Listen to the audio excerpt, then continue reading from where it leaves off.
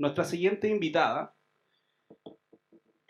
es politóloga, abogada y profesora adjunta de Derecho Europeo en la Escuela de Derecho del Instituto de Estudios Políticos de París, conocido como Sciences Po. Rafael nos dará una charla sobre cómo la legislación y los conceptos contra la discriminación ya existentes pueden aprovecharse para abordar la responsabilidad algorítmica. Dejamos con ustedes a Rafael Zenidis.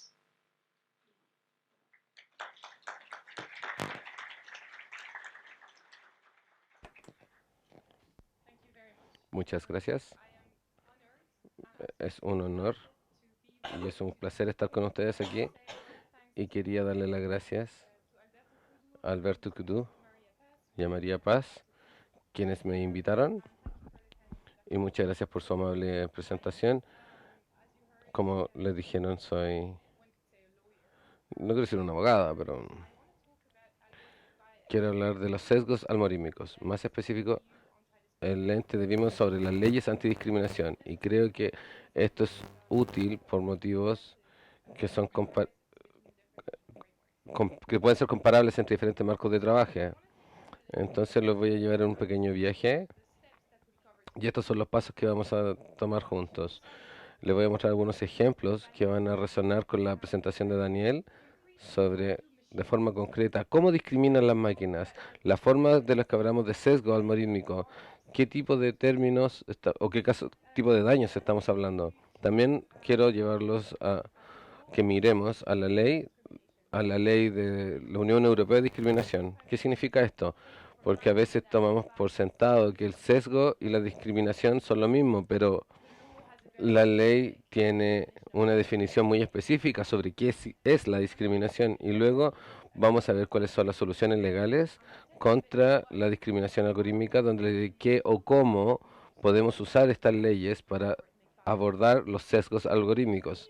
Y seguimos con el viaje mirando otras herramientas que tenemos leyes antidiscriminación, pero tenemos leyes de protección de datos, la que se viene el acta de la EU sobre inteligencia artificial y el proyecto sobre responsabilidad, la directiva sobre responsabilidad en materia de IA.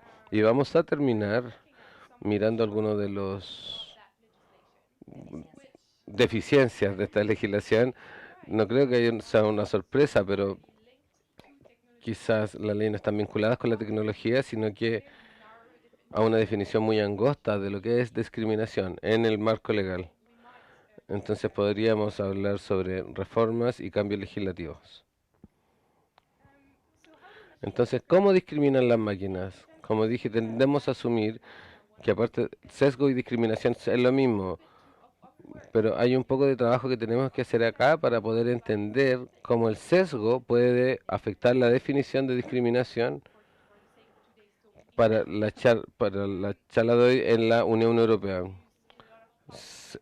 Ahí se usan muchos lugares, sectores públicos y privados, análisis, créditos, puntajes de crédito, recognición facial, pero cosas tan mundanas como los deportes o hábitos alimentarios.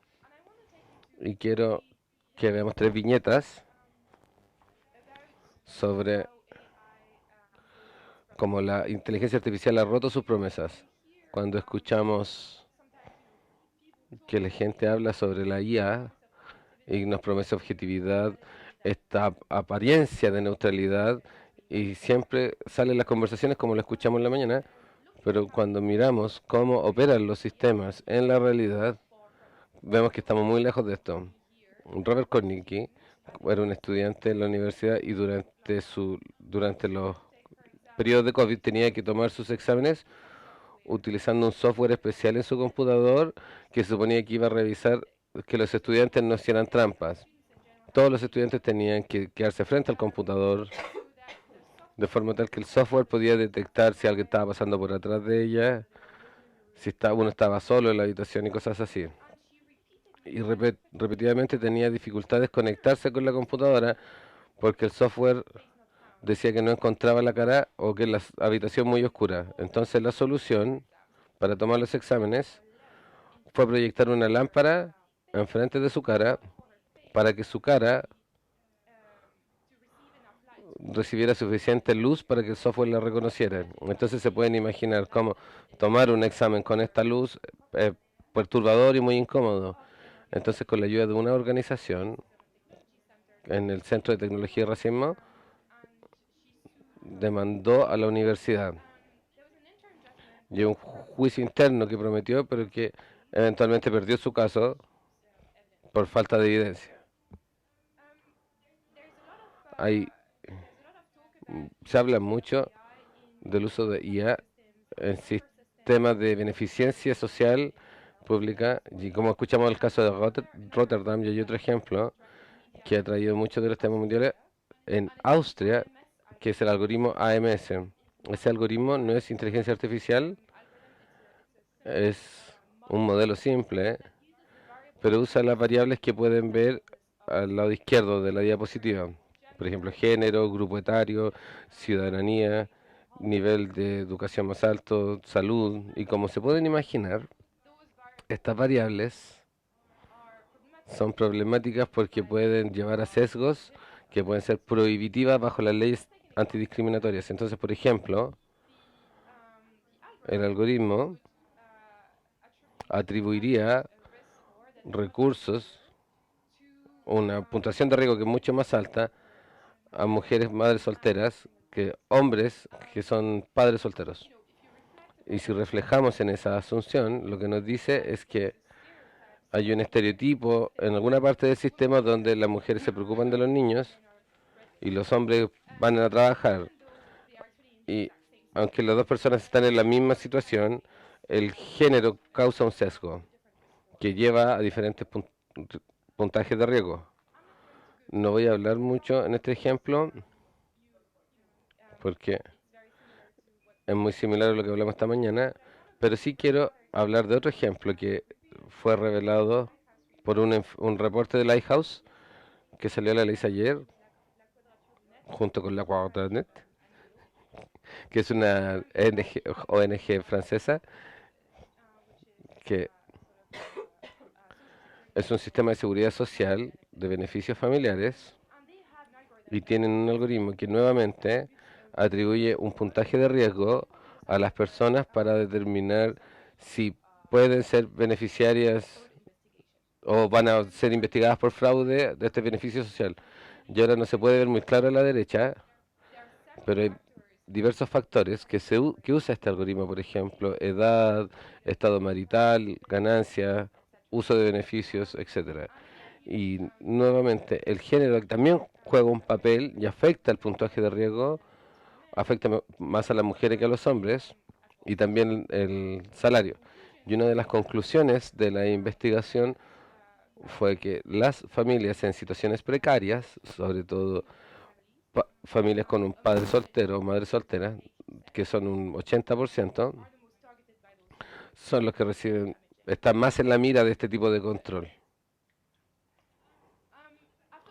Hablé sobre el sistema público, hablé sobre universidades y ahora quiero hablar brevemente sobre el sector privado. Entonces Facebook, por ejemplo, y Google usan algoritmos para optimizar la forma en que se distribuye la publicidad entre sus usuarios.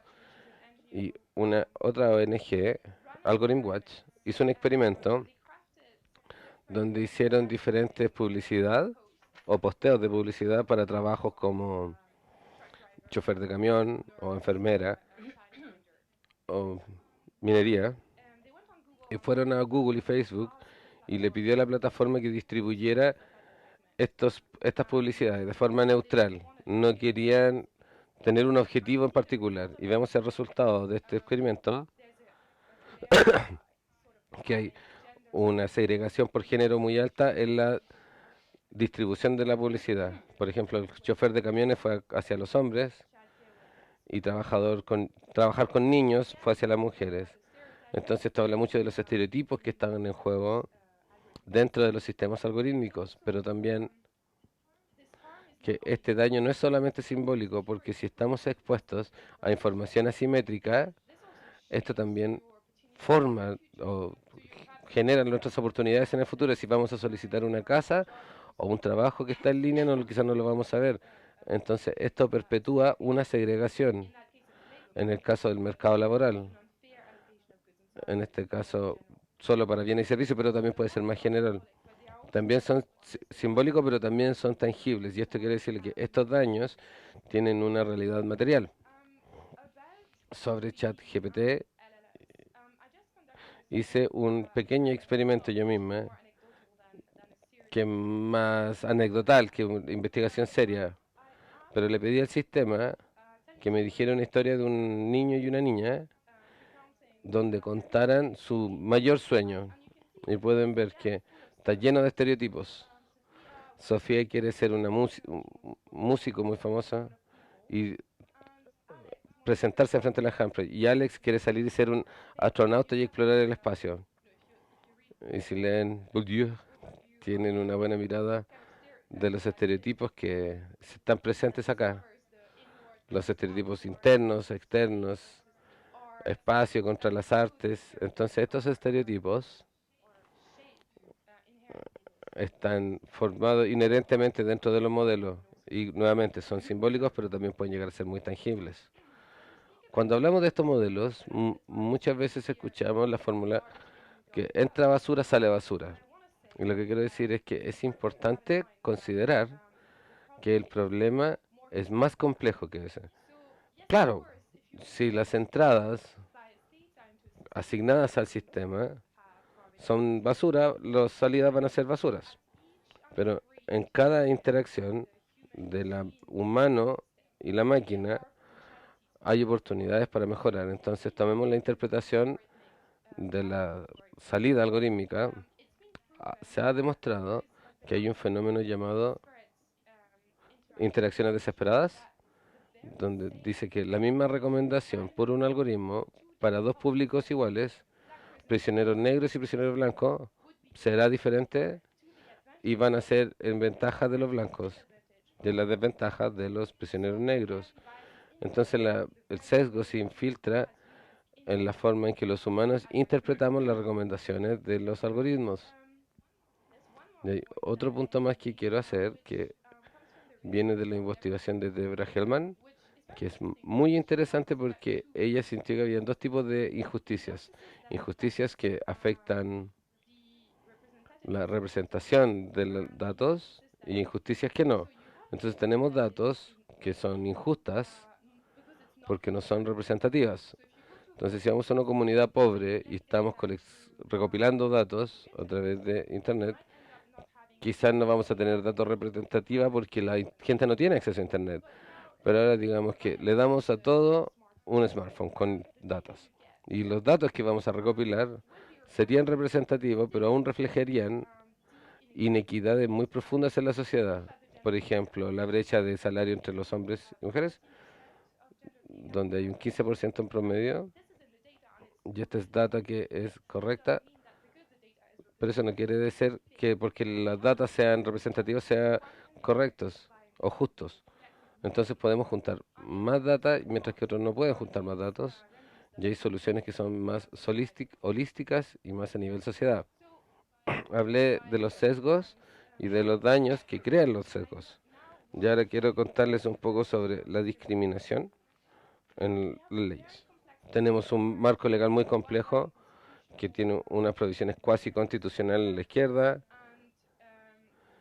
y provisiones que son parecidas a las leyes a la derecha. Lo que es importante que sepan es que las provisiones nos protegen de la discriminación en base a raza, género o origen, religión, orientación sexual, pero no todos los pero empleo y el segundo son bienes y servicios, pero esto está restringido a raza y discriminación por género. Entonces el marco legal es dispar. Entonces el marco legal para cualquier país miembro de Europa pueden hacer más leyes y tener más recursos legales. Y hay tres condiciones para los sesgos algorítmicos para que constituya discriminación en un término legal. La primera condición es que tiene que dañar uno de los grupos que ven en el círculo azul.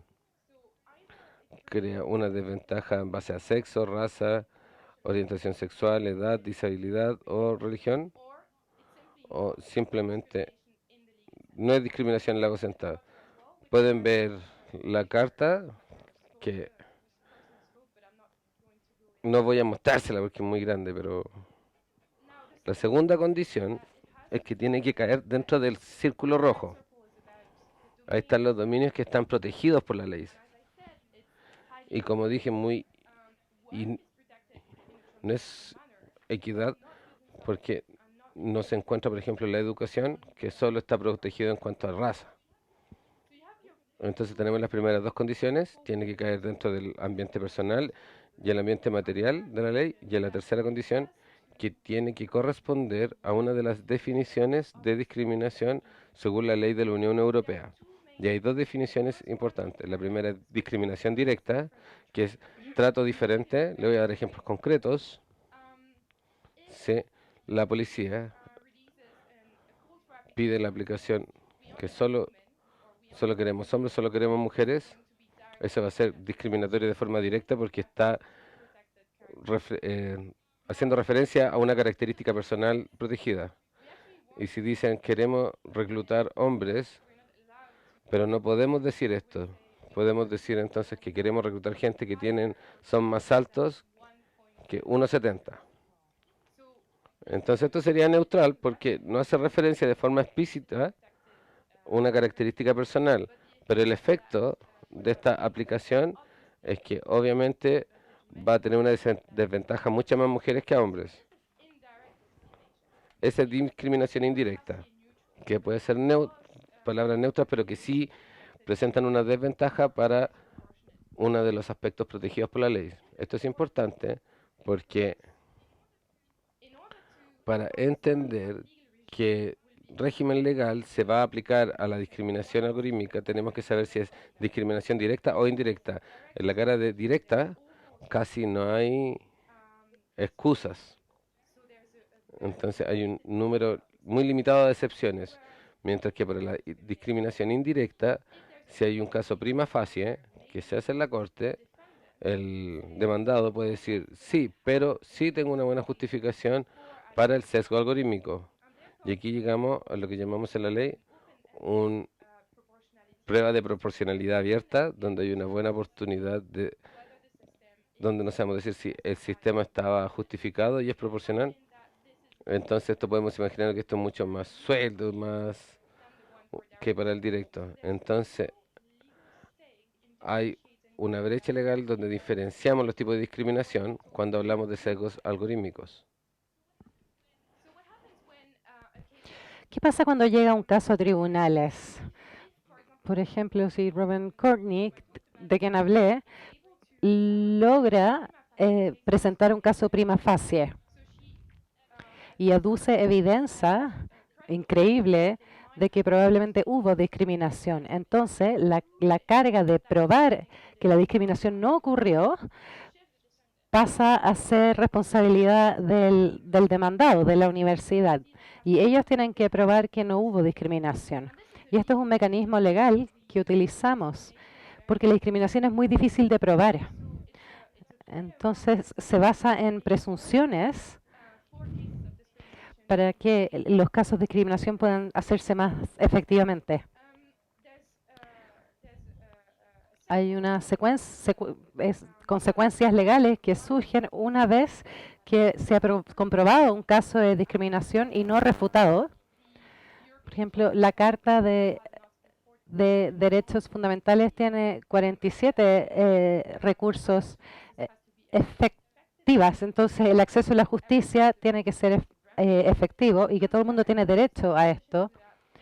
Y también habla de sanciones y que estas tienen que ser proporcionales y efectivas. Dos cosas importantes para que puedan entender cómo se puede utilizar las leyes para combatir el sesgo. Tienen que ver con las sanciones y con la nivelación hacia abajo. Muchas veces uno escucha gente decir, bueno, si el algoritmo no es justo para todos, lo que yo hago es que bajo su desempeño para que sea igual para todos. Y la desventaja aumenta para la sección privilegiada de los usuarios finales. Y esto, según la ley, no está permitido. Por ejemplo, si vemos el caso Cresco, dice que mientras las medidas de tratamiento igualitario no hayan sido adoptados, la observancia del principio de igualdad solo se puede asegurar al dar las mismas ventajas y desventajas para todos.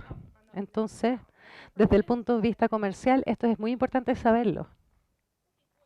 Entonces, hablé de las leyes antidiscriminación y ahora les quiero hablar de la interacción de la ley antidiscriminación y otras disposiciones. Bueno, ya conocen la ley de IA hasta el momento y tiene un enfoque basado en riesgos y sí reconoce que los sesgos en sistemas algorítmicos pueden generar discriminación. Si uno, por ejemplo, ve los exponendos, los apartados, se habla de infringir el derecho a no ser discriminado y perpetúa patrones de discriminación. Pero cuando uno examina el contenido de la ley, aparte de los apartados, no son vinculantes. Y la historia es un poco diferente. Entonces, se habla de sesgo en el artículo 10 sobre los requerimientos para los datos. Y les dije que claro, los datos es parte importante sobre el origen del sesgo, pero no es la única causa, porque es un ensamblaje sociotécnico. Pero básicamente lo que nos dice el artículo es que hay requerimientos de gobernanza de datos, por ejemplo, examinar posibles sesgos que puedan afectar personas o que lleven a discriminación que está prohibida por la ley. Entonces, la mitigación del sesgo se relaciona mucho con la calidad de los sistemas. Y acá hay una interacción con el artículo 9 de la GST que tiene que ver con el tratamiento de datos. El tema aquí es si la ley de protección de datos permite utilizar estos datos sensibles para detectar y corregir el sesgo algorítmico. Generalmente no se puede utilizar estas características protegidas, pero lo que la ley nos dice es que para garantizar el monitoreo del sesgo sí se permite. Entonces, no es suficiente tomar estas características y sacarlas del sistema, porque sabemos que el algoritmo va a encontrar correlaciones para sustituir estos datos. Entonces, tenemos que utilizar estos datos para monitorear los efectos de los sistemas algorítmicos en los grupos protegidos. Y esta ley tiene disposiciones al respecto. Pero aún así, a pesar de estas interacciones útiles, hay deficiencias y problemas que persisten. El primero es que la heurística de la ley antidiscriminación no es clara. Entonces, para comprobar la discriminación, va a haber una prueba de comparación, prueba comparativa.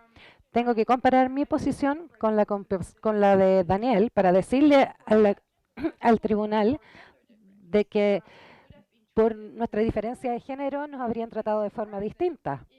Y esto es un modelo heurístico que el tribunal utiliza para detectar la discriminación.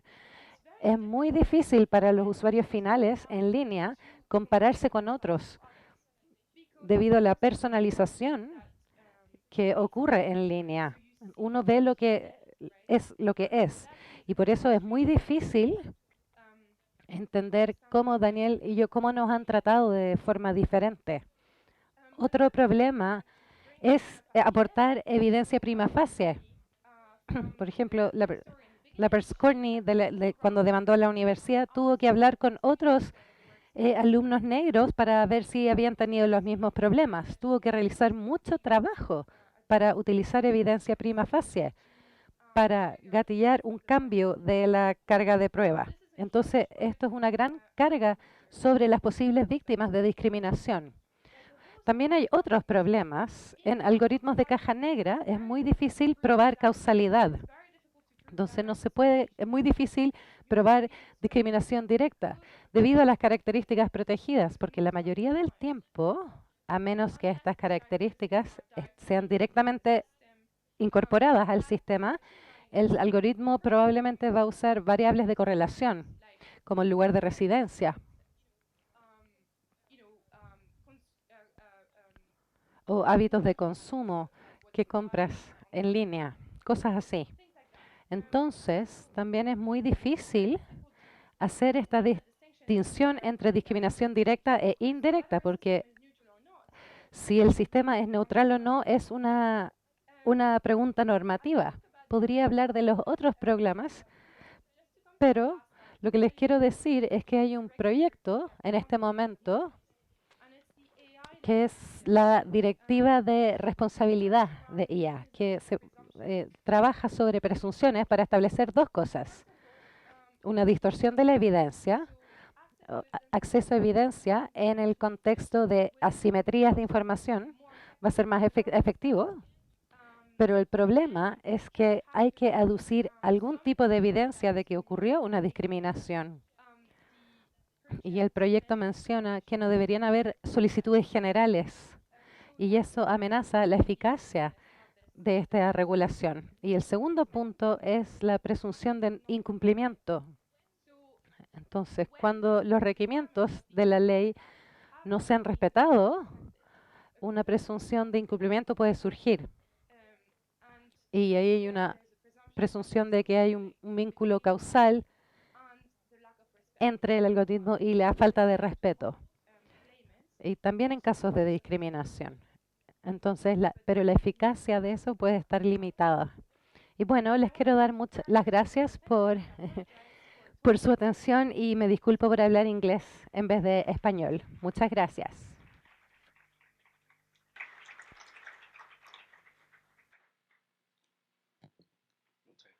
Muchas gracias, Rafael. Vamos a tener un espacio para resolver algunas preguntas. Nos acompaña Romina Garrido, subdirectora del GovLab de la UAI. Tenemos 10 minutos y ya está abierto nuevamente nuestro Menti para que hagan sus preguntas brevemente. Adelante, Romina.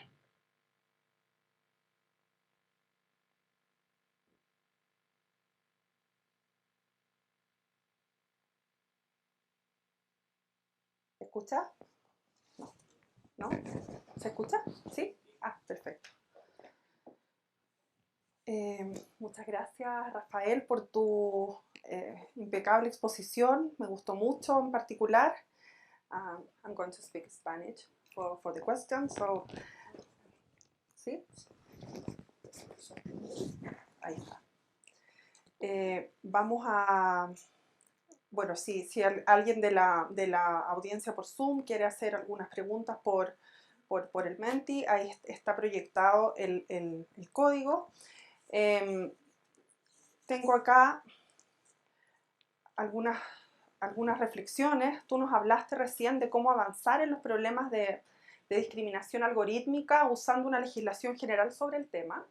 Nosotros en el proyecto Algoritmos Éticos hemos estado trabajando en guías normativas, logrando avances que has conocido hoy, que se presentaron en el panel anterior. Nuestra teoría del cambio ha sido que esto lo podemos lograr sin cambios legislativos propiamente tal, porque sabemos que son largos, son difíciles, y hemos tratado de avanzar con algunas herramientas administrativas. Sin embargo, si queremos llegar a resolver problemas tan complejos como la discriminación algorítmica, ¿crees tú que debería existir legislación específica para abordarla? ¿Por qué sí y por qué no?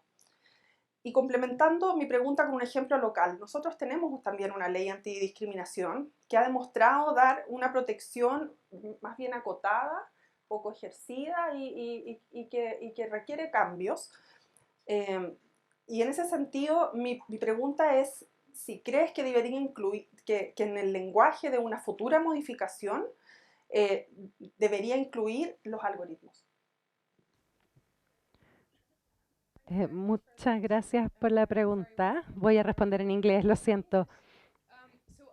Creo que esta es una pregunta muy importante sobre la que he estado pensando.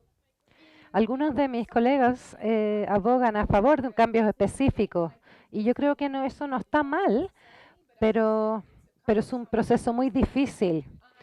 Y no parece que el régimen antidiscriminación en Europa vaya a cambiar pronto, en los próximos años. Entonces, como eso no se puede, bueno, creo que sería una buena idea, no solo para la tecnología. La ley antidiscriminación tiene fallas, no es homogénea, entonces requiere cambios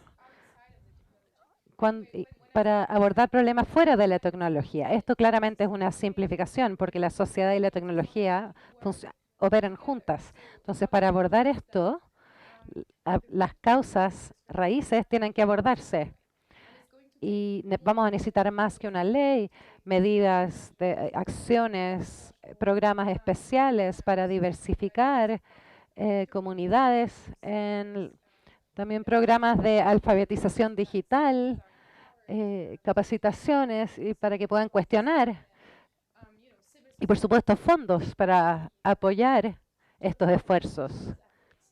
Pero más allá de un cambio en la ley, lo que propuse en un artículo que voy a publicar ahora es que utilizamos esta idea de la discriminación como negligencia para abordar la discriminación algorítmica. Si lo piensan, el sesgo algorítmico se puede prever de forma tan directa. Entonces se podría argumentar que no prevenirlo ya es una forma de negligencia per se. Entonces, esa es la idea para hacer este punto. Hay una forma de discriminación específica que se llama instrucción para discriminar en la ley europea y nunca se ha utilizado y sería perfecta para esto. Entonces se puede utilizar esta disposición para decir, bueno, alguien que está ganando o un servicio público que está utilizando un sistema algoritmo, si no ha hecho una evaluación de riesgos y lo lanza al mercado así, entonces es responsable por no prevenir la discriminación algorítmica. Entonces aquí se revierte el proceso. Tenemos una pregunta de la audiencia respecto a cómo está abordando esta discusión el Parlamento Europeo, cómo está formado el equipo técnico que está pensando estas normas. Preguntan si son solo abogados orientados a algoritmos o cómo, si es que tú conoces cómo están formados los equipos que discuten la propuesta de inteligencia artificial en este tema en específico. Sí, creo que esa es una pregunta muy importante. Ha habido mucho lobby en torno a las regulaciones y hemos visto en las noticias de las regulaciones, pero creo que lo peligroso aquí es que si los tecnólogos y las personas que ganan con esto, por ejemplo, los que les vendieron el algoritmo a la municipalidad de Rutherford, si ellos logran enmarcar qué se puede hacer y qué no se puede hacer al combatir la discriminación, creo que esto puede ser peligroso porque hay limitaciones en las regulaciones sobre qué dicen los tecnólogos que es posible y por eso es importante tener una alianza de organizaciones de la sociedad civil, periodistas académicos, organizaciones empresariales y reguladores, todos trabajando en esto. Y en ese sentido, algoritmos éticos es un muy buen ejemplo de lo que se puede hacer. Gracias, Rafael. En Chile vienen cambios legales que serán trascendentales para la transparencia algorítmica de la mano de la nueva Ley de Protección de Datos, que contempla dos derechos que están ya en la legislación europea. Por un lado, la transparencia proactiva del uso de algoritmos y el derecho a la oposición a las decisiones automatizadas. Nuestra legislación viene fuertemente inspirada en el reglamento europeo, imitando aquellos elementos positivos, por cierto, y descendiendo de aquellos que no han resultado bien en Europa y que pueden ser mejorados. ¿Cómo crees que influyen las normativas de protección de datos en la prevención de sesgos? ¿Son suficientes o también tenemos que pensar en otras normativas como la propiedad intelectual?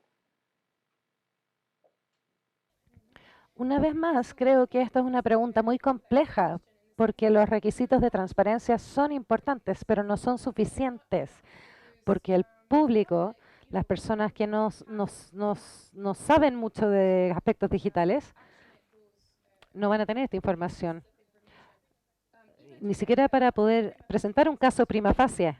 Entonces, yo creo que yo abogaría por requerimientos de inteligibilidad más que de transparencia, porque como personas no estamos empoderadas para ir a tribunales y tener acceso a la justicia y necesitamos apoyo. La discriminación ha sido muy individualista y esto ha sido algo que se ha criticado en las últimas décadas.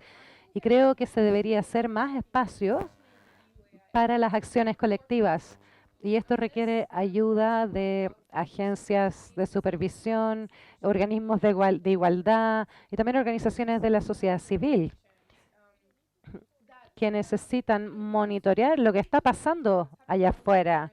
Tienen fondos, tienen una mejor posición, tienen los recursos para hacer esto y para ayudar a las personas a ir a tribunales y obtener acceso a la justicia. Como individuos es mucho más difícil. Requiere tiempo, recursos, conocimientos que muchas víctimas de sesgo no tienen. Entonces necesitamos acciones más colectivas. Muchas gracias, Rafael, y creo que se nos acabó el tiempo. Le pido un aplauso a nuestra expositora. Muchas gracias.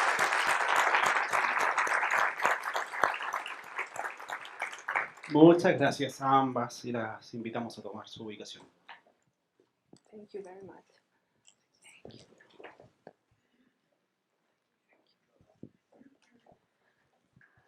Yo me voy a quedar acá.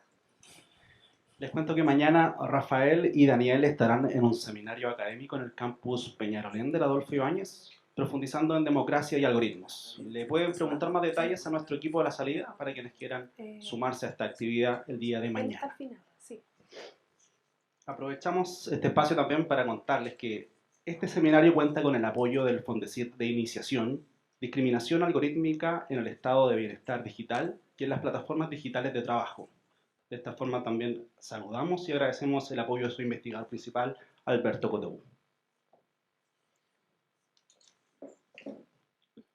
Ahora vamos a conocer pilotos y casos reales de algoritmos éticos desarrollados también en estos 3 años junto a los socios. Invitamos a nuestro panel a María Isabel Romero, jefa del Departamento de Modernización en Procesos de FONASA, Patricio Coronado, director nacional del IPS, David Ibaceta, director general del Consejo para la Transparencia, y Milán Guidara, fundador y CEO de ENIAX y presidente de la Asociación de Empresas de Algoritmos Éticos. Este panel va a ser conducido por Romina Garrido, subdirectora del GovLab de la UAI y coordinadora de pilotos del proyecto Algoritmos Éticos. Les recordamos también que este seminario completo va a estar publicado en la web del GovLab UAI en los próximos días, en el cual podrán revisar la grabación completa en YouTube.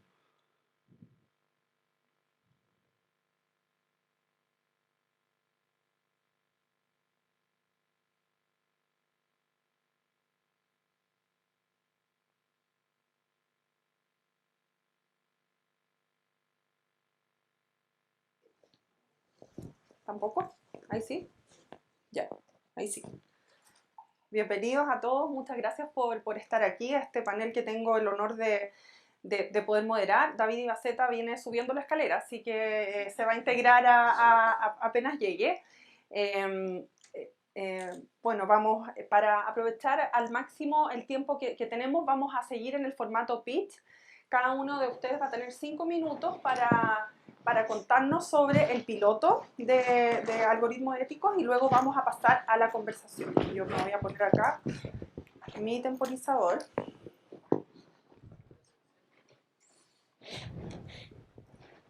Vamos a partir con María Isabel Romero, que es la jefa del Departamento de Modernización de Procesos de FONASA, que presenta el piloto de licitación con requisitos éticos de una solución de apoyo a la fiscalización. María Isabel, 5 minutos. ¿Se me escucha? Buenas tardes, yo creo ya para todos y todas.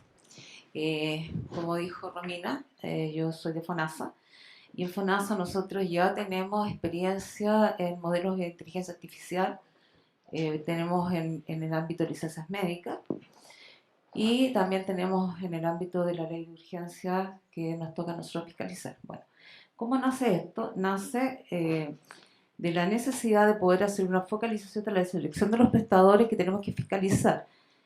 Nuestra normativa establece que nosotros tenemos dos modalidades de atención. La modalidad de atención institucional, que se accede a través de la atención primaria de salud o a través de urgencia. Y además tenemos la atención de modalidad de libre elección, a la cual acceden las personas a través de compras de bonos y donde tienen prestaciones en los prestadores privados. La normativa a nosotros nos dice que tenemos que cuidar que los recursos que nosotros tenemos sean correctamente utilizados. Eso nos lleva a que nuestra división de Contraloría en FONASA realice fiscalizaciones en el ámbito de libre elección. Sobre todo ustedes recordarán que hemos estado en prensa por detección de fraudes de personas, médicos, algunos de ellos kinesiólogos, y que han hecho fraude al fisco. Porque hacer fraude a FONASA es fraude al fisco. Eso nos lleva entonces a revisar las herramientas que nosotros teníamos y nos dimos cuenta que lo que teníamos arrojaba demasiadas alertas. No era, por tanto, factible para nuestros fiscalizadores poder focalizar esa fiscalización. De manera que ahí nace este proyecto. Empezamos a revisar lo que teníamos con la asesoría de la Universidad Adolfo Ibáñez y llamamos a una licitación. A esa licitación se presentaron 15 oferentes. Fue muy, en realidad, exitosa. Y finalmente nosotros terminamos con una propuesta que se nos hizo una empresa que se lo adjudicó. Y esa propuesta se basa primero en la selección que hicimos de una muestra, para posteriormente hacer también selección de prestaciones, no solamente prestadores, sino prestaciones. Nosotros tenemos alrededor de, tengo anotado por aquí las cifras, tenemos como prestadores jurídicos alrededor de 17.600 y prestadores naturales sobre 3.200, o sea, ustedes comprenderán que el universo es enorme. Entonces, ¿cómo focalizamos esto? Para ello nos basamos en todas las fiscalizaciones que ya se habían cruzado por este equipo de Contraloría, y con eso nosotros logramos seleccionar cuáles eran los prestadores y qué prestaciones íbamos a focalizar para la fiscalización. Con eso finalmente hicimos probamos varios modelos, entre los cuales quedaron 3 que están ahí, que es el Electratrice, Random Forest y Gradient Industrial Machine. Esos modelos obtuvimos una sensibilidad sobre el 80% y especificidad sobre el 77%, más o menos. Con esos tres modelos, para tanto prestadores naturales como para prestadores jurídicos.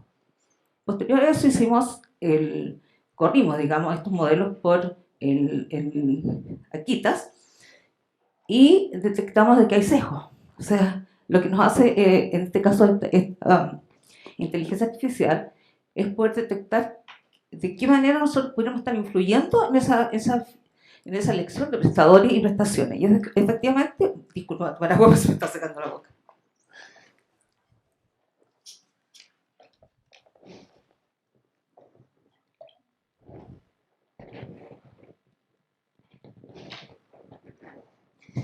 Entonces, como les decía, corrimos con modelo Aquitas y vimos que hay sesgo.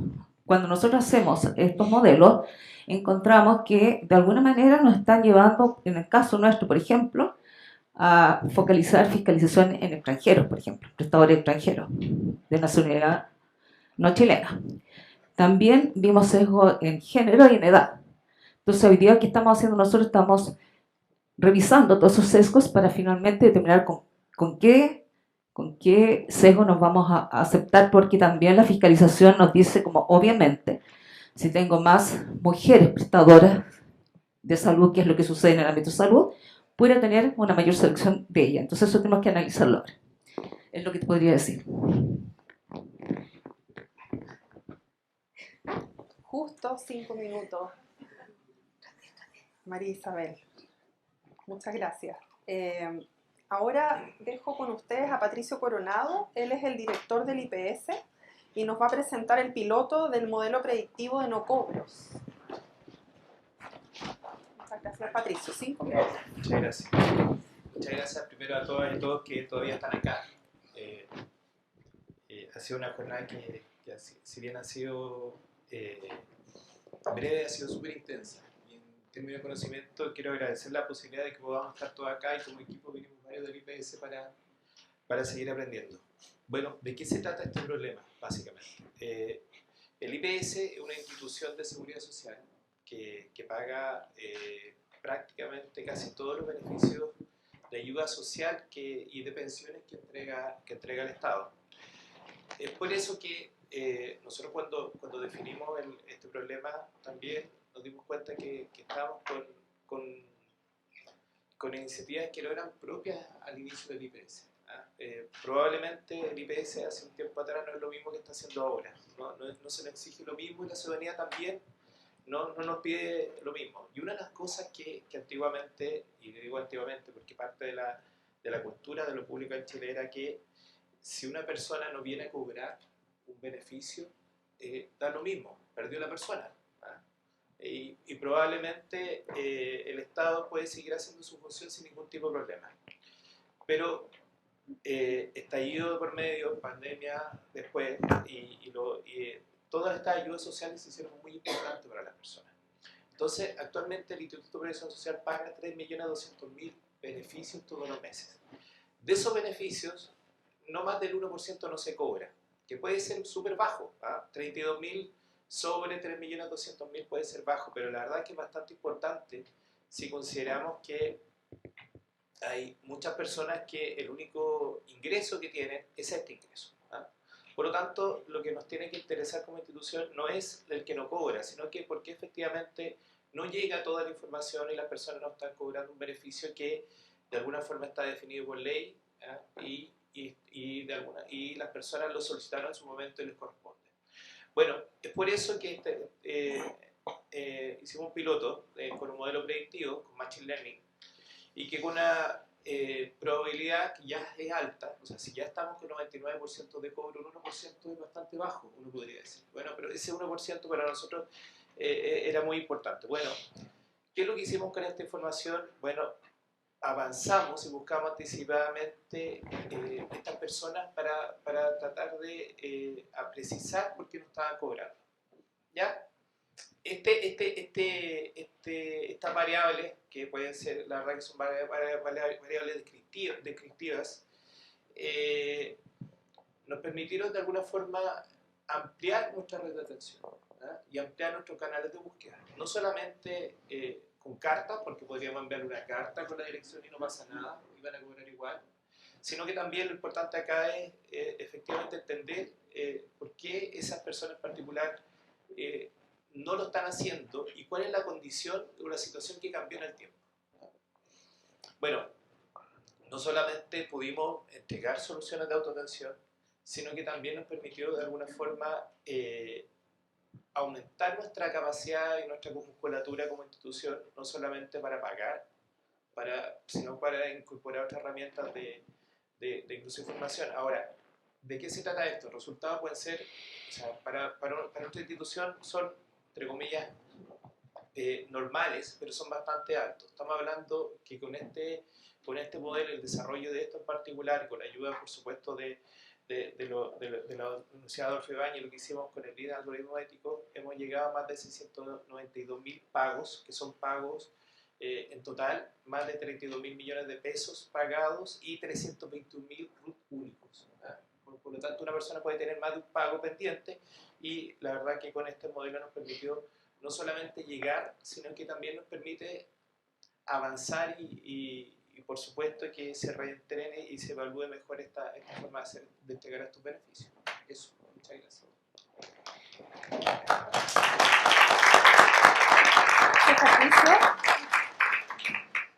Y aquí nos acompaña David Laceta, el director general del Consejo para la Transparencia, para presentarnos el piloto de la Instrucción General de Transparencia Algorítmica. Hola. Se escucha.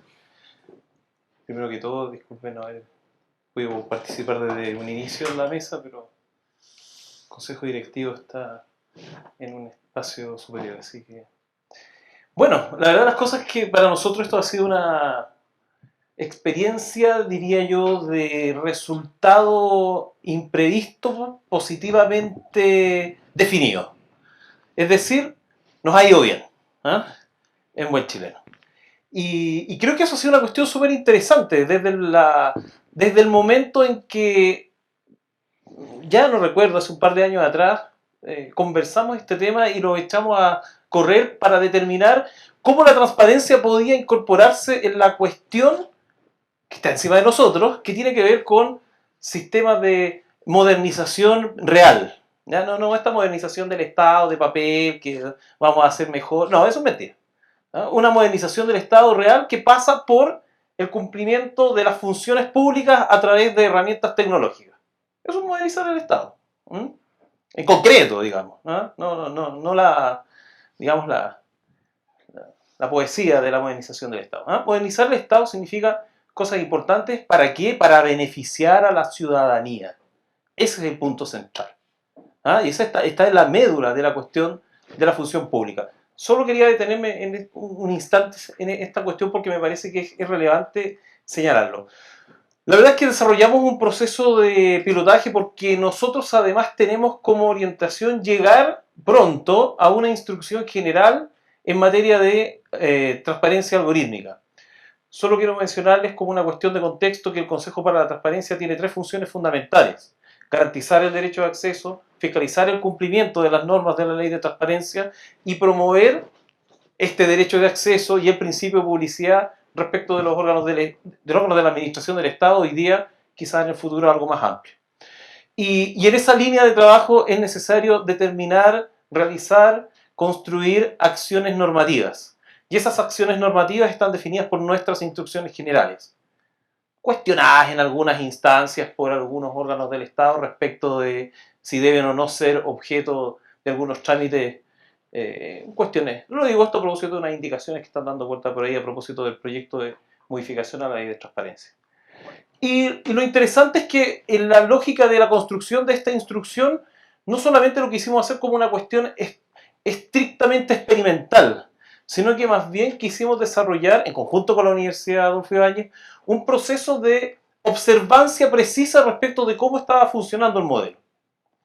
Y particularmente respecto de algunas instituciones que están efectivamente utilizando estas herramientas de decisión automatizada o semiautomatizada. Y yo eso lo encuentro extraordinario. ¿Mm? ¿Por qué? Porque apoya, lo mencionaba el director recién, esto está beneficiando a las personas.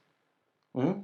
Y está beneficiando sobre todo a las personas que de repente por las distintas razones de la existencia humana no saben, no llegan, no alcanzan a obtener aquellos beneficios que el Estado ha fijado para ellos. Nosotros en este piloto hubo participación de la Subsecretaría de Evaluación Social, del Instituto de Previsión Social, de la Superintendencia de Insolvencia y Reemprendimiento y también de la Superintendencia de Salud, que eran espacios en los que efectivamente encontramos estos sistemas de decisión automatizada o semiautomatizada. Y creo que está bien además que sea semiautomatizada todavía. Queda un espacio en el que la máquina todavía comete errores. ¿Ah? Errores por la definición, errores por las reglas de trabajo, y en eso el individuo todavía sigue siendo irreemplazable. Esto también se nos menciona porque internamente el Consejo para la Transparencia también está desarrollando algunos pilotajes para llegar a mecanismos de decisión automatizada. Solo quiero indicarles que como consecuencia del ejercicio del derecho de acceso a la información, a nuestra institución llegan más de 13.000 amparos. Y muchos de ellos que son inadmisibles y que pueden ser rápidamente resueltos. Y que sean negativamente resueltos no es algo, para la redundancia, negativo para la ciudadanía. También es importante. Es importante que las personas sepan que estas no son nuestras competencias y que las competencias son de otras personas. En concreto, y en lo que importa, respecto de las conclusiones de este proceso, hay aspectos de fondo que tienen que ver con seguir capacitando, establecer instrumentos para conocer cómo se utilizan estas herramientas de decisiones semiautomatizadas. Se requiere además avanzar en materias de sensibilización sobre la importancia de la transparencia de estos mecanismos, la gente tiene que saber por qué le llega o no un determinado beneficio, ¿no? Que es lo que estamos conversando hoy día. Y de forma también reglas claras para cuestiones tan sencillas como el llenado de plantillas o recomendaciones prácticas de cómo pueden actuar los sujetos obligados. Por lo tanto, y en conclusión, nos parece que esta ha sido una experiencia extraordinariamente positiva. Hay que seguir profundizando y yo me siento muy alegre de que instituciones del ámbito de la administración del Estado crean en este tipo de iniciativas. Muchas gracias.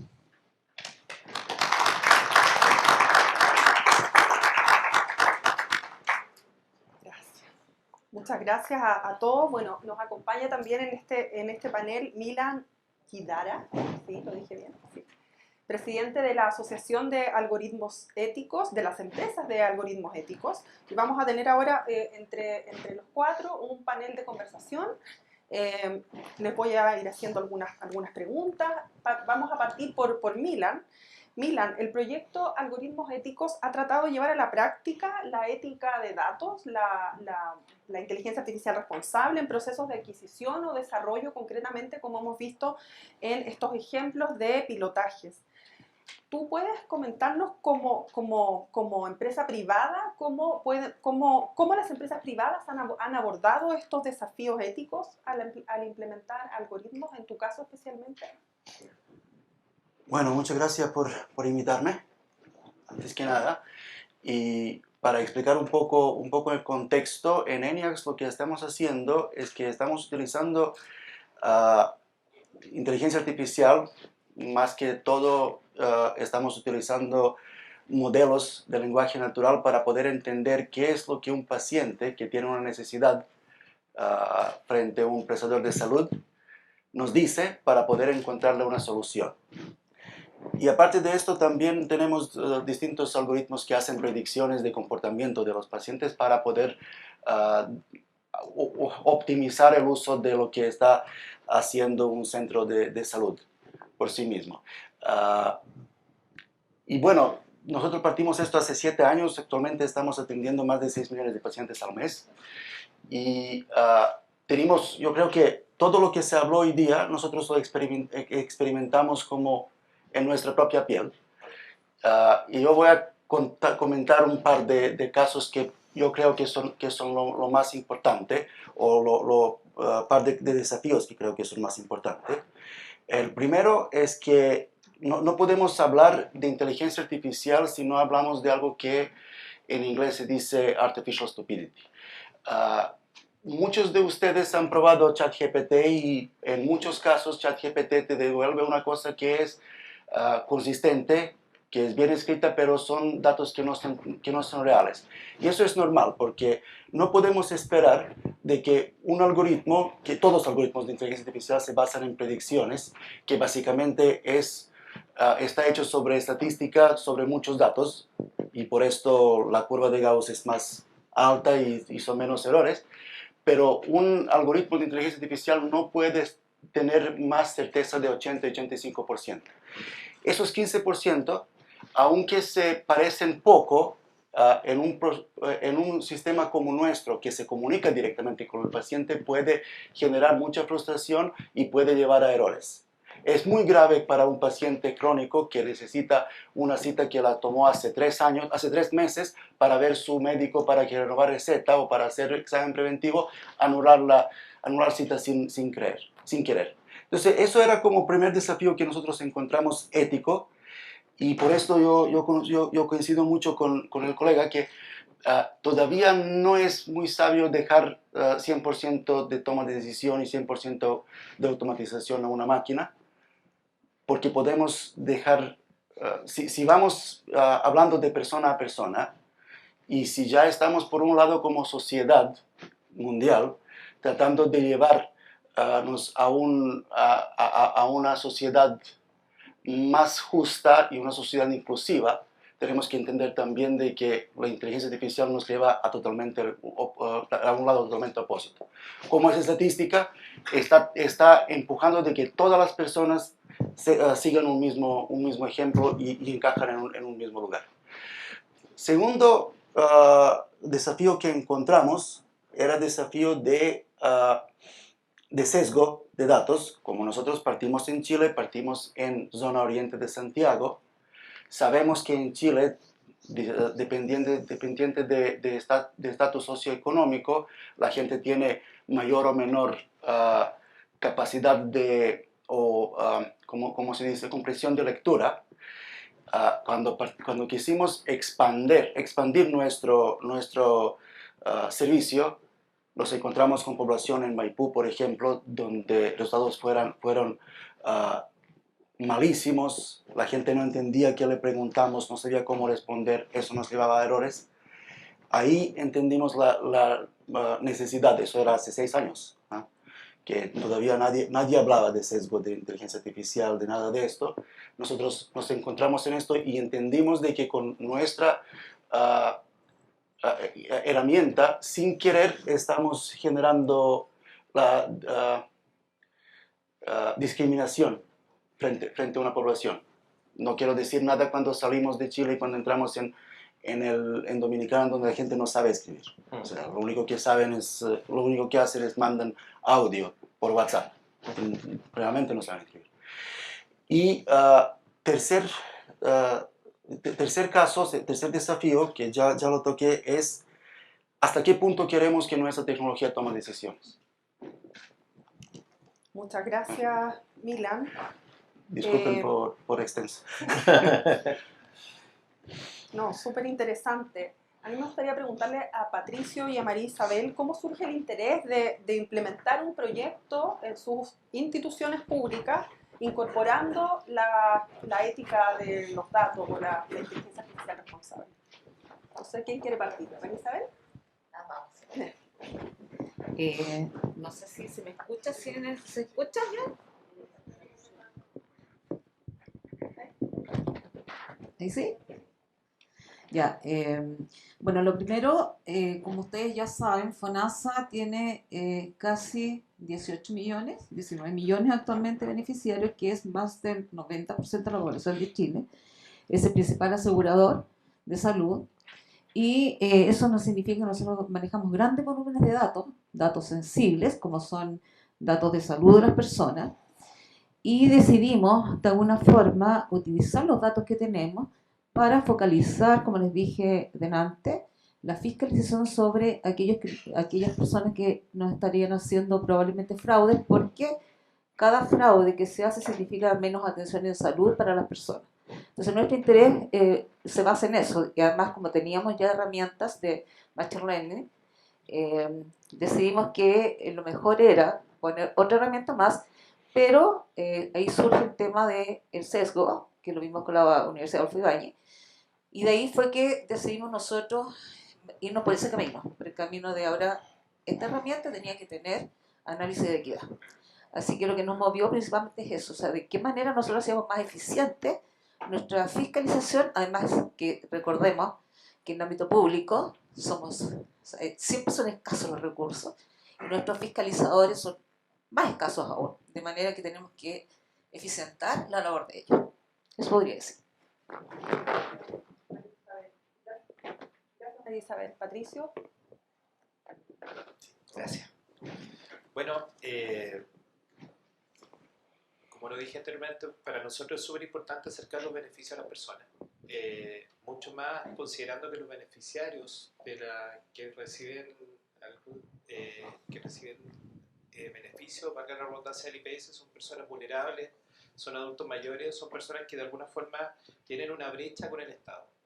Respecto a eso, es importante no solamente haber trabajado un modelo con un algoritmo predictivo, sino que también nos permitió de alguna forma avanzar y balancear la data que ya estábamos utilizando. Al tener variables de, no sé, de género, de edad, distintos tipos de información, la verdad que en el diseño siempre puede haber algo que se nos queda atrás. Y lo bueno de haber trabajado respecto a ese modelo que estábamos trabajando con ustedes, nos permitió no solamente ayudar a balancear la información, sino también a mirar de afuera lo que estábamos haciendo. siempre que uno no balancea la información, probablemente hay un sesgo que queda mal entrenado y que nos permite no solamente no hacer la pega como la ciudadanía nos pide, sino que de alguna forma incurrir en algo en un sesgo que genere algún tipo de daño a la ciudadanía. Entonces, lo importante acá es que obviamente lo que trabajamos acá primero fue evitar sesgo, llegar a la mayor cantidad de ciudadanos posible, ayudar a mejorar la relación entre la ciudadanía y las instituciones públicas y por sobre todas las cosas ser más efectivo en la idea de la política pública cuando se creó.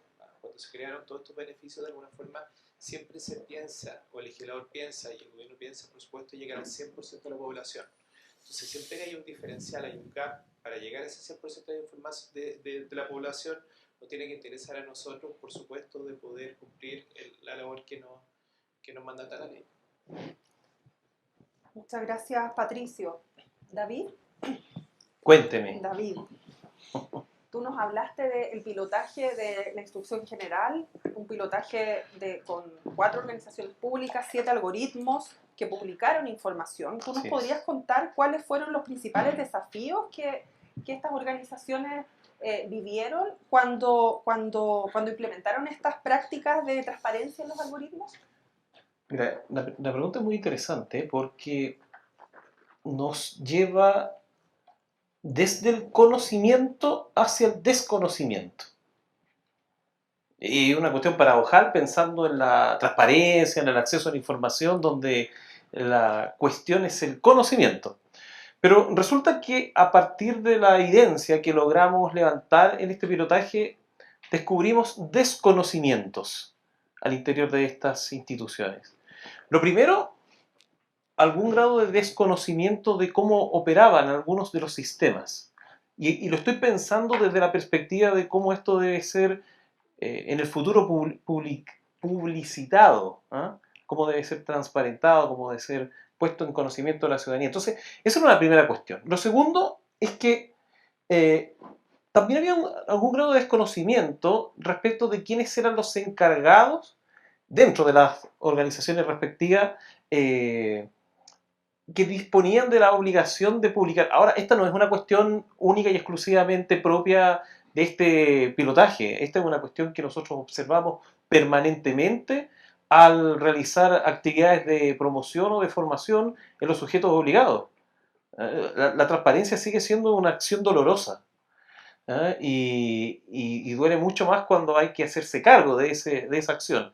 Entonces, en las organizaciones estatales todavía existe algún grado de desconocimiento de cómo llevar adelante, y por eso el Consejo lleva permanentemente acciones de promoción y de capacitación. Y por último, también había un tema sobre si se debía o no transparentar, y por lo tanto un desconocimiento, de estos sistemas de decisiones automatizadas o semiautomatizadas.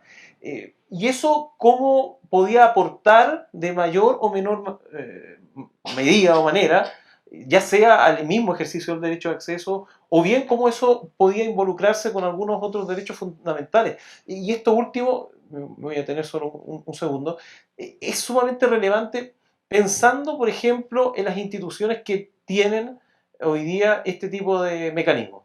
¿Por qué? Ya lo mencionaba tanto director del servicio como la directora de FONASA, que hay un problema respecto de datos sensibles, datos personales, datos que pueden ser, si son mal tratados, en el sentido propio del tratamiento de los datos personales, pueden transformarse en un problema. En un problema no solamente para la institución, en primer término, sino que también un problema respecto de la vulnerabilidad de esos datos. Por lo tanto, ahí aparece un desafío también asociado a cómo vamos a enfrentar, desde la perspectiva del acceso a la información, el conocer y el manejar esta cantidad de datos enormes en un contexto de, vuelvo a insistir, de sistemas de decisiones automatizados y semiautomatizados que vienen, ya están y van a seguir creciendo. Gracias, David. Quiero volver con Patricio e Isabel, porque hacer estos pilotos fue muy desafiante, fue súper interesante, porque uno se encuentra desde con los desarrolladores internos en el caso del IPS, que tienen un equipo de lujo de ciencia de datos, en el caso de FONASA, con un proveedor muy reconocido en la industria tecnológica chilena, y la mayoría parten como con proyectos que ya están seteados y que vienen con ciertos diseños ya prehechos. Les quería preguntar si fueron necesarios ajustes en el diseño original cuando introducimos elementos de la ética de los datos, si es que esto los obligó a realizar cambios o desvíos de la planificación original. Y Patricio, hay una pregunta para ti de la audiencia sobre cómo evaluaron la calidad del algoritmo para decidirse por un modelo para poder colaborar con el proyecto No Cobros. María Isabel. Como dijiste, Patricio. Bueno, lo primero, ¿se escucha? Sí. Bueno, lo primero, decirles que nosotros aún no hemos terminado. Por tanto, no podemos aún hacer ajustes ni nada por el estilo. Sin embargo, estamos pensando que una vez que terminemos ya toda esta etapa que estamos en desarrollo y podamos ya empezar a hacer los primeros, ya estamos de hecho haciendo los primeros entrenamientos, poder hacer los ajustes necesarios si la situación la merita, digamos, si no son problemas de los propios algoritmos que elegimos o son realmente problemas de sesgo. De todas maneras, para nosotros, el hecho de habernos puesto, digamos, como meta el que ahora nuestros sistemas de detección tienen que pasar por algoritmos éticos, nos lleva justamente a ver que cuando hagamos los entrenamientos y cuando nosotros tengamos que decidirnos por cualquier cosa, primero vamos a tener clarísimo que no podemos tener herramientas que nos permitan que tengamos sesgo, porque eso significa que discriminamos. Así como, resumiendo, aún nosotros no hemos hecho ajustes por lo que les informé.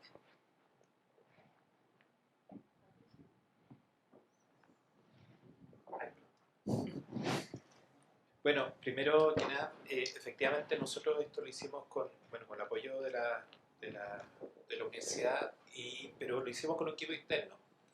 Y dentro de lo que efectivamente, como bien dices tú, parte del aprendizaje de esto es que, bueno, nosotros no alteramos nuestro propósito, en el fondo. El sentido original de lo que estábamos haciendo no se modificó. Lo que sí modificamos efectivamente fue respecto al tratamiento de la información. El uso de ese, o sea, en el desarrollo de esta herramienta, el poder de alguna forma evaluar regularmente y evaluar los sesgos y balancear en el fondo los datos que teníamos considerado en la carga inicial. En la medida que nosotros íbamos buscando cómo desarrollar esto, también fuimos mejorando y buscando de alguna forma llegar y conocer mejor a nuestro público objetivo. Por ejemplo, el 66% de las personas que no cobran son mujeres, y eso es algo que efectivamente podríamos en otros elementos de seguridad social no entender, porque finalmente son principalmente las mujeres quienes buscan o encuentran la mejor lectura respecto al cobro de beneficios sociales. Ahora, ¿cuál fue el principal desafío de esto? Y lo recibimos, por supuesto, con la ayuda de la universidad, fue ayudar a balancear en el fondo la información, que es lo más difícil de esto. Cuando nosotros no lo hacemos internamente, probablemente lo podemos hacer súper bien, pero siempre hay algo que mejorar. Y en esto, en el desarrollo, en el trabajo que realizamos, nos permitió no solamente reentrenar el modelo, sino que, por supuesto, no afectar a las minorías. Son las minorías que siempre que se ven más afectadas por los sesgos que podemos tener algún tipo de tratamiento. Eso. Muchas gracias, Patricio. Milan, hemos hablado durante este panel de la nueva forma en que el Estado, a través de estos pilotos, está desarrollando, diseñando y adquiriendo también soluciones de ciencia de datos. ¿Tú crees que las empresas están preparadas para afrontar estos desafíos de esta nueva forma? Yo creo que no. ¿Y qué consejo darías como para poder partir de buena forma? Es muy difícil. Es muy difícil desde una mirada de una empresa privada aceptar lo que se viene. Y te voy a decir por qué. El mundo donde vivimos hoy día es muy desafiante.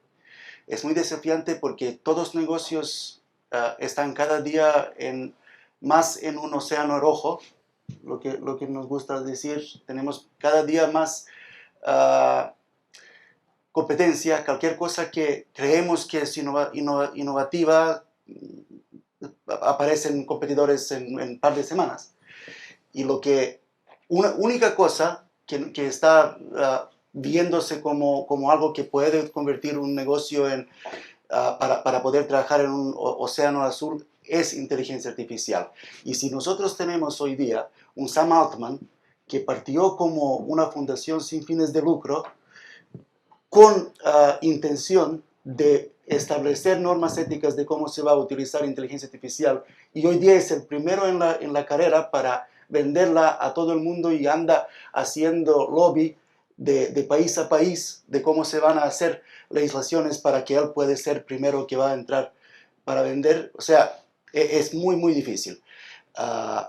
Yo recomendaría a las empresas que trabajan en Chile salir a vender fuera, especialmente a Europa, porque ahí ni siquiera hoy en día es muy difícil partir un piloto sin demostrar qué hace tu algoritmo. Y ahí también, de nuevo, vamos a desafíos. ¿Cómo tú puedes demostrar qué hace tu algoritmo si tienes data que no son tuyas? En caso nuestro, nosotros somos B2B, entonces datos son de nuestros clientes. No puedo hacer esta cosa. Pero eso a nosotros, por lo menos, como NUX, nos ha ayudado mucho para entender necesidad de encajarse y jugar bajo algunas reglas y con eso poder seguir sustituyendo a largo plazo. Gracias, Milan. David, nos contaste brevemente el piloto con algoritmos públicos que tuvimos con ustedes durante el proyecto Algoritmos Éticos. ¿Tú podrías contarnos un poquito cuáles han considerado ustedes como los elementos clave de un algoritmo transparente que se incluyen en la instrucción general? A ver, esta es una pregunta también interesante y compleja de responder por el privilegio deliberativo.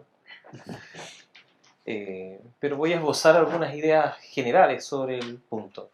Lo importante es que esto es línea base. Eso es lo primero. Este es un inicio.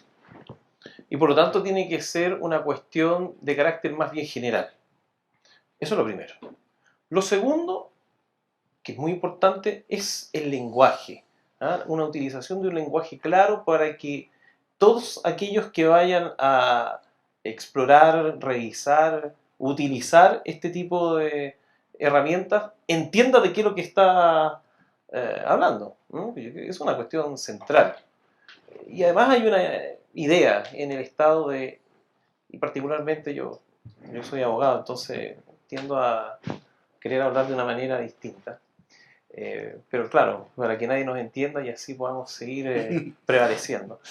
Pero lo importante es que las personas tienen que entender las cosas. Y entonces ahí es donde una instrucción general debe cumplir con esos criterios como generales. Pero en cuestiones y justamente en estos términos generales yo creo que lo importante es primero tener ideas sobre cómo se están utilizando, la idea de que existen, la idea sobre que hay una mecánica de operación, reglas claras, reglas de negocio que debieran ser también conocidas para que las personas tengan algún grado de certidumbre de cómo es que se llega a una definición o a una decisión determinada.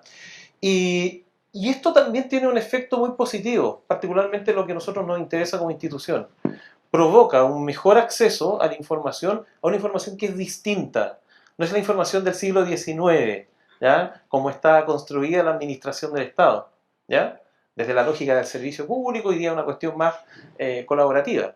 Sino que además, y creo que esto es quizás lo más importante para la ciudadanía, también permite, en la medida en que ese instrumento sea suficientemente claro, que las personas puedan realizar un adecuado ejercicio de rendición de cuentas, de control social y a su turno, desde la perspectiva de la administración del Estado, una adecuada rendición de cuentas de qué es lo que están haciendo en este tipo de materias. Por lo tanto, me parece que esa instrucción general va a orientarse a estas cuestiones de definición, línea base, y a partir de aquello ir mirando la experiencia, porque esto es un mundo, vuelvo a insistir, esto sigue expandiéndose, y creo que la experiencia de nuestra institución, en general, cuando ha ejercido la potestad reglamentaria o normativa que nos corresponde, ha sido de avanzar desde una línea de base para ir posteriormente profundizando los temas que son objeto de nuestra competencia.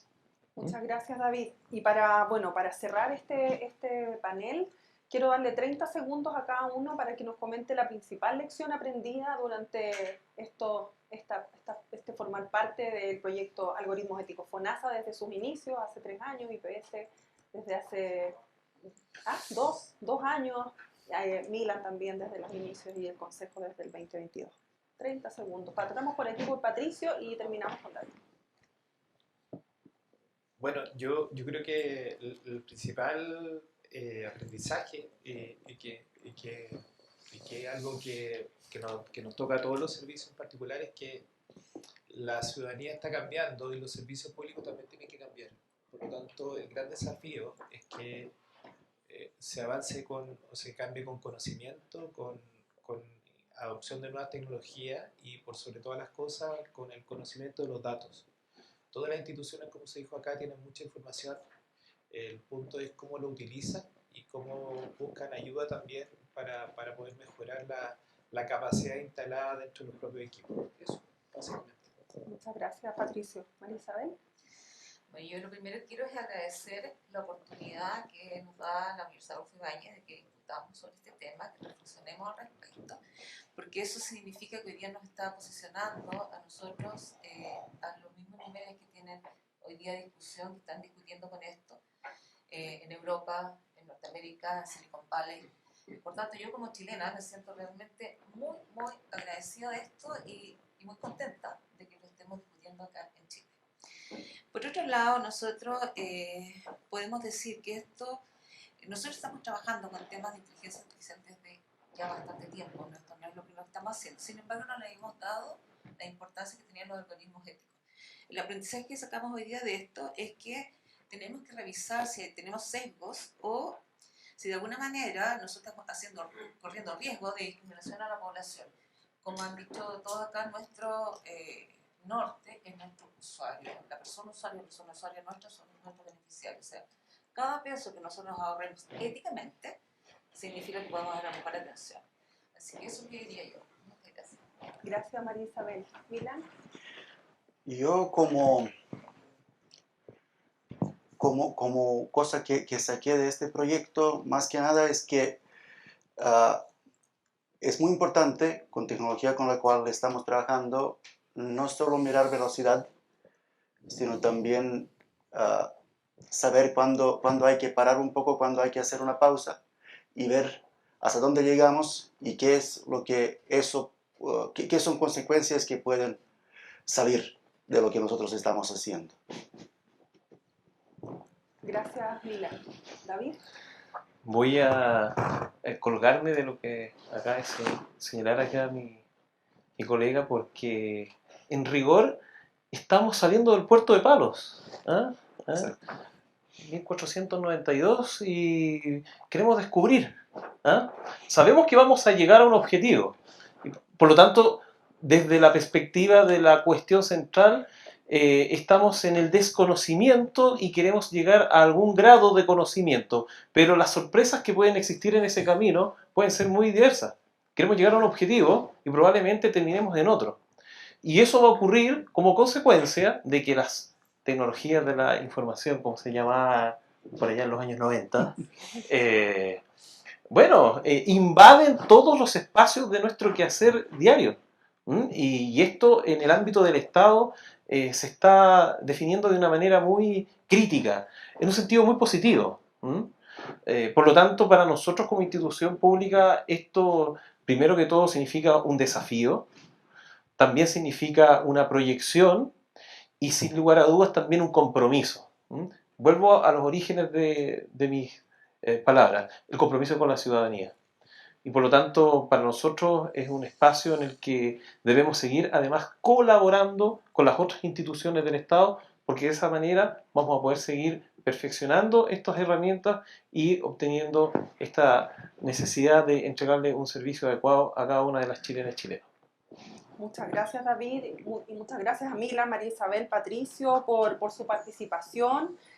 Sin duda, llevar a la práctica esto ha sido una de las experiencias más enriquecedoras también de mi carrera profesional, y ya que tengo este espacio de decirlo acá y de poder hacer las cosas realmente, porque llevar la ética a herramientas concretas, a personas concretas, como nos comenta Francisco, cuando nos cuenta cómo llegan estos beneficios a las personas, nosotros nos damos cuenta como universidad y como GovLab que esto es posible.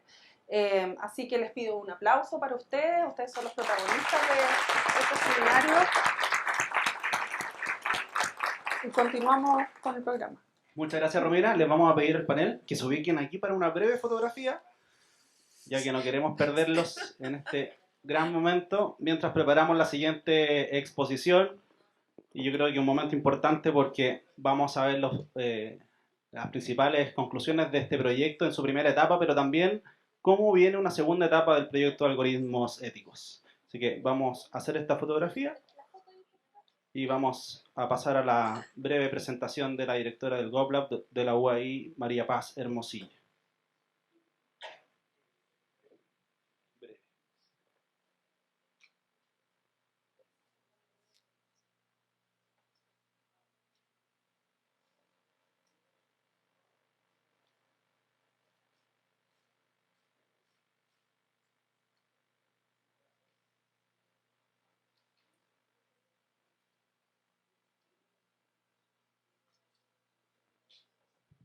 Bueno, muchas gracias a todos los que persisten.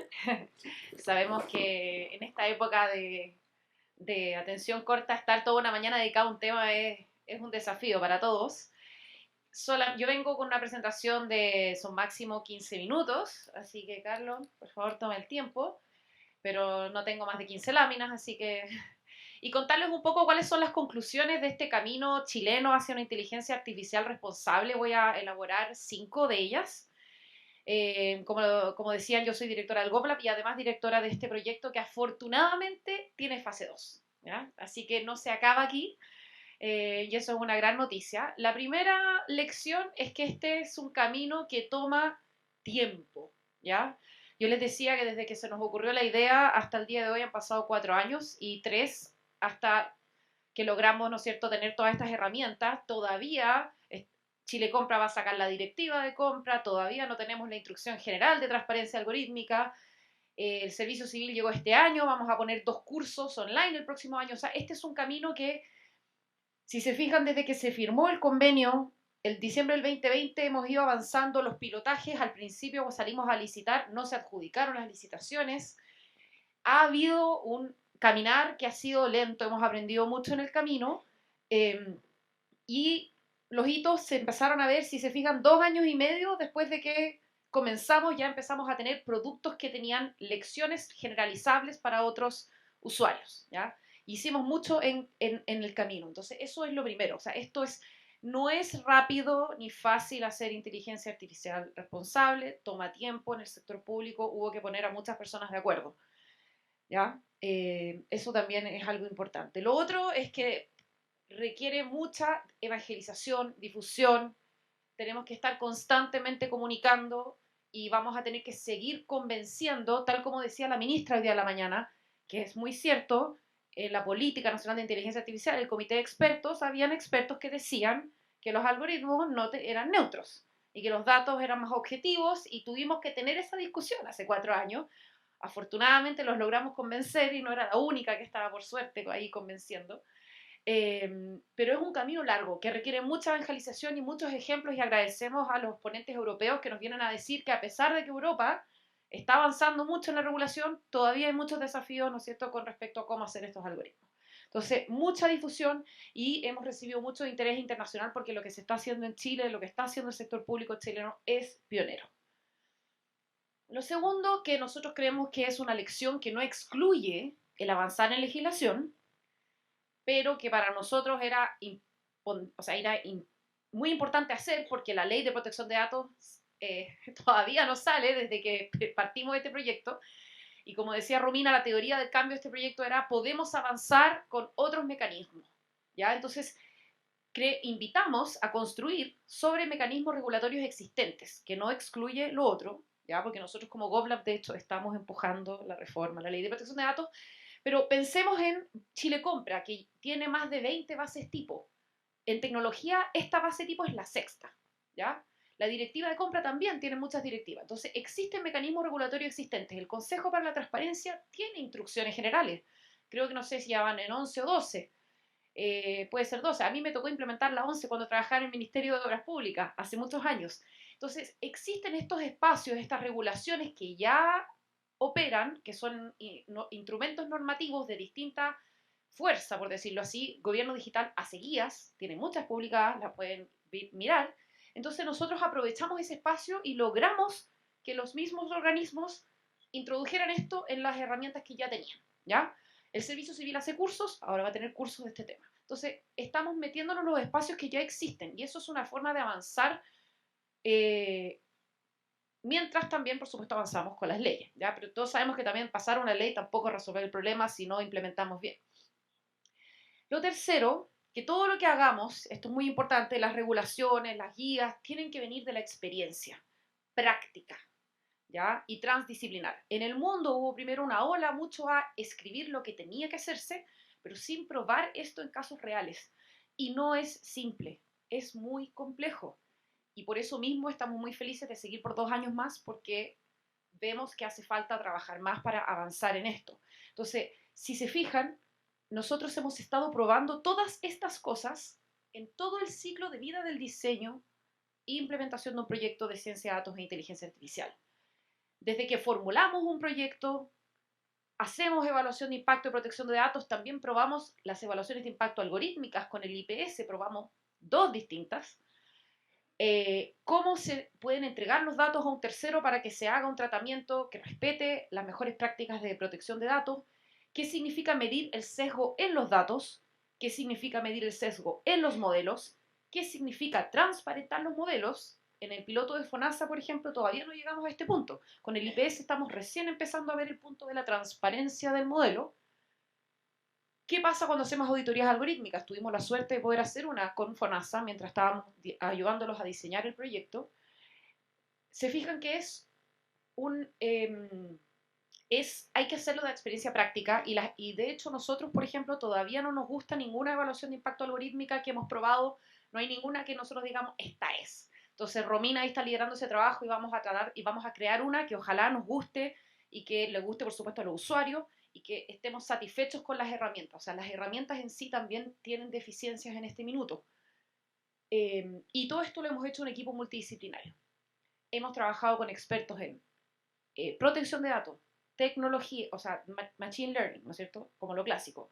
Políticas públicas, sociología, ética aplicada, o sea, también distintas disciplinas. Entonces, esto no es algo que puedan hacer solo los científicos de datos, o solo los abogados, o solo los gestores públicos, ¿ya? Vamos a tener que trabajar en conjunto, y eso también es un desafío porque todos hablamos distinto lenguaje, ¿ya? Y yo creo que los abogados tienen que hablar un lenguaje lo más cercano posible, porque si no, no nos vamos a poder entender. Afortunadamente, Romina, que es la abogada del equipo, ella siempre se esfuerza por que todos entendamos la parte legal, pero también entre Machine Learning, ¿no es cierto?, es otro idioma. Entonces, aquí también hay un tema de que tiene que ser transdisciplinar. La cuarta lección es que tenemos que colaborar entre el sector público y el privado. Este proyecto no hubiera ocurrido si es que no hubiera habido esa colaboración. En este caso tenemos un organismo multilateral, una universidad privada sin fines de lucro, una aceleradora del sector privado y muchos organismos públicos que se deciden a colaborar. Y ojo que no son solo los que estuvieron, sino además este proyecto tuvo, y eso es virtud de todos los servicios que participaron, participación ciudadana, ¿ya? Y con actores relevantes, por supuesto. Esto igual es un tema más de nicho, pero tuvimos todos los organismos públicos en algún momento de sus pilotos tuvieron instancias de participación. FONASA, por ejemplo, publicó un borrador de las bases y le preguntó al mercado, ¿ustedes quieren participar en esta licitación? Denme feedback, denme retroalimentación. La DGD también hizo una consulta sobre la guía. Chile Compra hizo un estudio de mercado y luego una consulta pública de las bases tipo. O sea, han habido instancias de participación en distintos momentos y esto es clave desde la ley, ¿no es cierto?, 20.500 que está en implementación. Entonces, necesitamos también que haya un permanente diálogo. No puede ser el Estado por su cuenta, no puede ser las empresas por su cuenta. Tiene que haber una colaboración. Y finalmente, el fortalecimiento de capacidades es esencial. Nosotros, cuando diseñamos el proyecto del año 2020, diseñamos 2 capacitaciones, una para el sector privado y otra para el sector público. Ambas van a tener 2 versiones. ¿Ya? Terminamos haciendo mucho más que eso. ¿Ya? Este fue el curso inicial que tuvo 2 versiones. Después tuvimos que hacer un curso de ayudar a la implementación, porque no era solo el diseño, había que ayudar a implementar. Ese curso lo planificamos del año, creo que del 2 al 3. El sector privado hicimos 2 sesiones. Y ahora sumamos al servicio civil porque necesitamos hacer más capacitación para que se adopten las herramientas. O sea, básicamente subestimamos también la necesidad de capacitación. Entonces yo creo que eso también es una gran lección. Se requiere mucha inversión en capacidades y probablemente esto igual sea insuficiente. Hemos hecho lo mejor que hemos podido. Entonces, de verdad que el tema de las capacidades es clave y además en un escenario de fuga de talento, por supuesto, y en un escenario donde el sector privado también compite fuga de talento del sector público al privado y del privado hacia otros países. ¿Ya? Entonces, esas son las lecciones. Y la buena noticia es que tenemos una segunda fase que ya comenzó. Los socios de esta segunda fase son Gobierno Digital, Chile Compra y el Consejo. Les agradecemos por su confianza. Y el objetivo general de esta fase, que es un proyecto IDEA, I+D, de ANID, ya de la Agencia Nacional de Investigación para el Desarrollo, es crear una plataforma tecnológica que tome estas herramientas que están desperdigadas, que están en inglés, que son todas diferentes, y las integre en una sola plataforma de código abierto y, por supuesto, con el sello de algoritmos éticos, que cada herramienta se haya probado en pilotos reales, ¿ya? Y esto en todo el ciclo de vida de la inteligencia artificial. Entonces, ¿cuáles son los resultados esperados? Son 2. 1, la plataforma en español de código abierto con estas herramientas. ¿Qué herramientas? Una evaluación de impacto algorítmica, una medición de equidad estadística y una herramienta de ficha de transparencia del modelo. Esas son las 3 herramientas mínimas que prometimos a la NID. Si tenemos ahí tiempo y esfuerzo, o sea, si logramos hacer más, haremos más, pero al menos prometimos 3 en distintos momentos del ciclo de vida de un proyecto. Y aparte, algo muy interesante para los que están de las ciencias sociales, una metodología cualitativa para medir la confianza que tienen los usuarios cuando el Estado implementa algoritmos con estándares éticos. Queremos entender qué es lo que cambia. ¿Mejora esa legitimidad? ¿Mejora esa confianza? Y eso es un trabajo que va a hacer 2 profesores de la universidad, uno que está en la Escuela de Comunicaciones, que es sociólogo, y el otro que es experto en ética aplicada, que está en la Facultad de Artes Liberales. Así que también ahí hay un primer piloto y vamos a medir esa metodología en 2 pilotos del proyecto. Así que con eso, y todas estas herramientas van a estar en el repositorio de algoritmos públicos que ustedes quizás conocen, que actualmente tiene solo casos, pero en un tiempo más va a tener casos y herramientas. ¿Ya? Y esto es algo, y herramientas en español, herramientas probadas por organismos públicos chilenos que esperamos también expandir. Contarles que ya tenemos también nuevos socios para la etapa 2, la Superintendencia de Seguridad Social, que estuvo acá en la mañana la superintendenta, y que veo algunos funcionarios, ya comprometió que va a ser parte de los pilotos del proyecto, tal como lo fue IPS y FONASA, y también tenemos conversaciones abiertas para que continuar, por ejemplo, con el IPS como piloto de la fase 2. Así que también estamos muy atentos a otros servicios públicos que estén acá y que les interese probar estas herramientas. Por favor, acérquense a nosotros porque vamos a estar buscando casos para probar estas herramientas. Así que ya tenemos los 3 organismos públicos, Gobierno Digital, Chile Compra y Consejo de la Transparencia, Suceso, IPS, y esperamos sumar también a otros más. Así que con eso, muchas gracias a todos ustedes por sumarse y un aplauso para todo el equipo organizador, que silencioso que está allá. Ahí se ve una foto de una jornada de todo, bueno, el equipo es un poco más grande que eso, de todos los que estuvimos en una jornada de planificación a finales del año pasado. Agradecerles también a la audiencia online e invitarlos a seguir conectándose con nosotros porque estaremos trabajando por ustedes por al menos 1 año y medio más. Así que eso, muchas gracias.